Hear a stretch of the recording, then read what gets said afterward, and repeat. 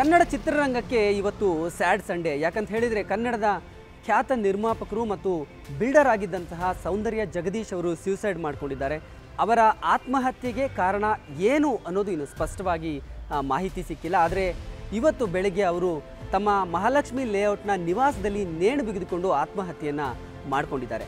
ತಕ್ಷಣವೇ ಅವರನ್ನು ರಾಜಾಜಿನಗರದ ಸುಗುಣ ಆಸ್ಪತ್ರೆಗೆ ಕರೆದುಕೊಂಡು ಹೋಗಲಾಗುತ್ತೆ. ಆದರೆ ಚಿಕಿತ್ಸೆ ಫಲಕಾರಿಯಾಗದೆ ಅವರು ಸಾವನ್ನಪ್ಪಿದ್ದಾರೆ. ಆದರೆ ಪೊಲೀಸರು ಈಗ ಆತ್ಮಹತ್ಯೆ ಅನ್ನುವಂತಹ ಮಾಹಿತಿಯನ್ನಷ್ಟೇ ಕೊಟ್ಟಿದ್ದಾರೆ. ಆದರೆ ಯಾವ ಕಾರಣಕ್ಕಾಗಿ ಆತ್ಮಹತ್ಯೆ ಮಾಡಿಕೊಂಡಿದ್ದಾರೆ ಅನ್ನೋದ್ರ ಬಗ್ಗೆ ಇನ್ನೂ ಸ್ಪಷ್ಟವಾದಂತಹ ಮಾಹಿತಿ ಸಿಗ್ತಾ ಇಲ್ಲ.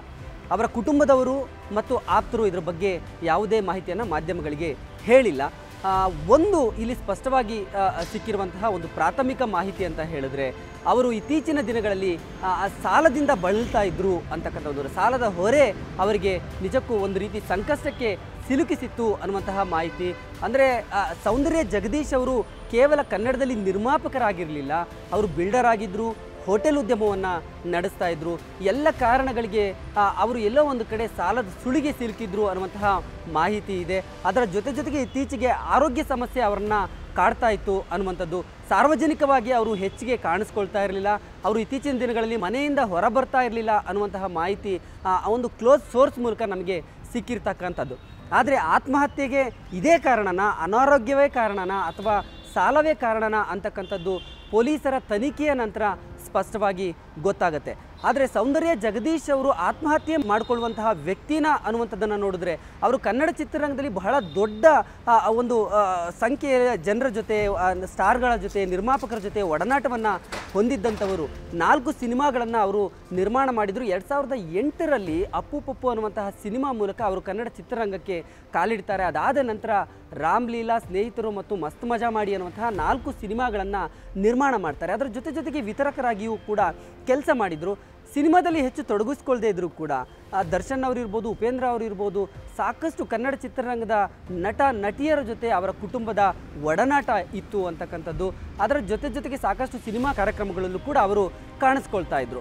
ಇದೆಲ್ಲವೂ ಇದ್ದಾಗಿಯೂ ಕೂಡ ಅವರು ಆತ್ಮಹತ್ಯೆ ಮಾಡಿಕೊಳ್ಳುವಂಥದ್ದು ಏನಾಯಿತು ಅನ್ನುವಂಥದ್ದು ಈಗ ಬಹಳ ನಿಗೂಢವಾದಂತಹ ಒಂದು ಪ್ರಶ್ನೆ ಆಗಿರ್ತಕ್ಕಂಥದ್ದು. ಇನ್ನು ಸೌಂದರ್ಯ ಜಗದೀಶ್ ಅವರ ಬಗ್ಗೆ ಇತ್ತೀಚಿನ ಒಂದು ವಿಚಾರವನ್ನು ಹೇಳಬೇಕು ಅಂತ ಹೇಳಿದರೆ, ಕಳೆದ 2.5-3 ತಿಂಗಳ ಹಿಂದೆ ಒಂದು ಘಟನೆ ಆಗುತ್ತೆ. ಅಂದರೆ ಬೆಂಗಳೂರಿನ ಒರಿಯನ್ ಮಾಲ್ ಮುಂಭಾಗದಲ್ಲಿರುವಂತಹ ಜೆಟ್ಲಾಗ್ ಅನ್ನುವಂತಹ ಪಬ್ ಏನಿದೆ, ಆ ಪಬ್ನ ಮಾಲೀಕರಾಗಿರುವಂತಹ ಸೌಂದರ್ಯ ಜಗದೀಶ್ ಅವರು ಅವರ ಪಬ್ನಲ್ಲಿ ದರ್ಶನ್ ಮತ್ತು ಅವರ ಗೆಳೆಯರ ಬಳಗ ಲೇಟ್ ನೈಟ್ ಪಾರ್ಟಿ ಮಾಡಿದ್ದಕ್ಕಾಗಿ ಬಹಳ ದೊಡ್ಡ ಮಟ್ಟದಲ್ಲಿ ಅದು ಸುದ್ದಿಯಾಗುತ್ತೆ.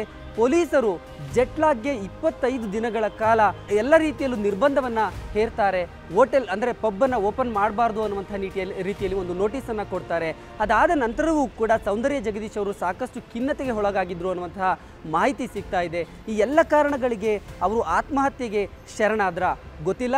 ಇದರ ಬಗ್ಗೆ ಪೊಲೀಸರು ಈಗ ತನಿಖೆಯನ್ನು ಆರಂಭಿಸಿದ್ದಾರೆ. ಸೊ ಇದರ ತನಿಖೆಯ ನಂತರ ಸೌಂದರ್ಯ ಜಗದೀಶ್ ಅವರ ಆತ್ಮಹತ್ಯೆಗೆ ಅಸಲಿ ಕಾರಣ ಏನು ಅಂತಕ್ಕಂಥದ್ದು ಸ್ಪಷ್ಟವಾಗಿ ಗೊತ್ತಾಗುತ್ತೆ. ಅದೇನೇ ಇರಲಿ, ಕನ್ನಡ ಚಿತ್ರರಂಗಕ್ಕೆ ಒಬ್ಬ ನಿರ್ಮಾಪಕರಾಗಿ ಕಾಲಿಟ್ಟಂತಹ ಸೌಂದರ್ಯ ಜಗದೀಶ್ ಅವರ ಈ ಒಂದು ಆತ್ಮಹತ್ಯೆ ಏನಿದೆ, ನಿಜಕ್ಕೂ ಕನ್ನಡ ಚಿತ್ರರಂಗಕ್ಕೆ ಒಂದು ಶಾಕಿಂಗ್ ಅಂತ ಹೇಳ್ಬೋದು. ಮುಂದೆ ಇನ್ನಷ್ಟು ಸಿನಿಮಾಗಳನ್ನು ಅವರು ಮಾಡುವವರಿದ್ದರು. ದರ್ಶನ್ ಅವರ ಜೊತೆ ಕೂಡ ಒಂದು ಸಿನಿಮಾವನ್ನು ಮಾಡಬೇಕು ಅಂತಿದ್ರು. ಈ ಎಲ್ಲದಕ್ಕೂ ಈಗ ತೆರೆ ಬಿದ್ದಿರ್ತಕ್ಕಂಥದ್ದು ಅವರ ಆತ್ಮಹತ್ಯೆಯಿಂದಾಗಿ. ಒಟ್ಟಾರೆ ಪೊಲೀಸರ ತನಿಖೆಯ ನಂತರ ಸೌಂದರ್ಯ ಜಗದೀಶ್ ಅವರ ಸಾವಿಗೆ ನಿಖರವಾದಂತಹ ಕಾರಣ ಗೊತ್ತಾಗುತ್ತೆ.